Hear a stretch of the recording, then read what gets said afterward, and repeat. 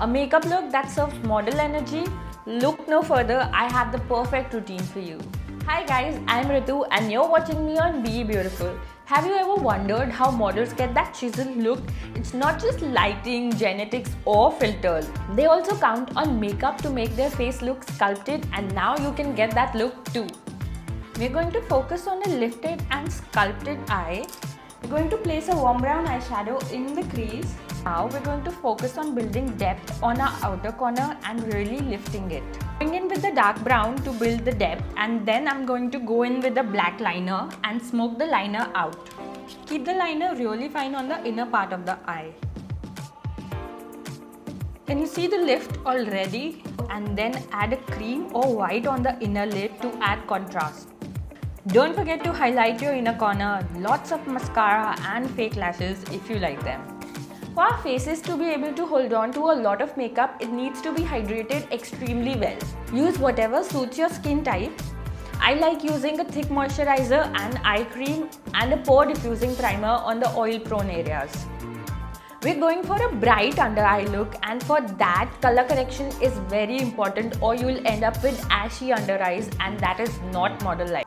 Use a color corrector according to your skin tone. Don't go super heavy. Your under eyes should look close to your normal skin tone after this step.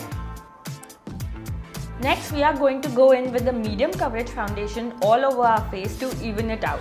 Now this is where the magic happens. We are going to use bronzer to mimic higher cheekbones, a smaller nose and the most gorgeous tan. Apply it on the cheeks slightly higher than you normally would, and the key is to blend it upwards. We don't want to drag our face downwards. A higher placement of blush is also going to help us achieve a more sculpted look. So place it on your cheekbone and blend it high towards your under eye and temple. The concealer is going to bring it all together by cleaning up the blend. Use a slightly brighter shade of concealer to highlight your face, add a bit on the nose at the forehead as well. Setting your under eyes with the translucent powder is very important to finish this makeup look. Then set your whole face with a compact powder to lock it all in. And we never leave the lips behind, even while sculpting. Use a contour-like lip liner to really enhance and define your pout, and then go in with the nude lip. Don't forget to add some gloss for that plump look. Finish with the setting spray to melt everything into the skin. And that's it. This is how you transition into a model, from soft to sculpted.